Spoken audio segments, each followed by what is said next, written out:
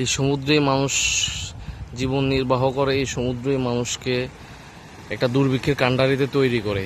যখন সমুদ্রের প্রলয়ঙ্কারী ঘূর্ণিঝড় রূপান্তরিত হয় তখন মানুষের অস্তিত্ব সংকটের দিকে ধেয়ে আসে।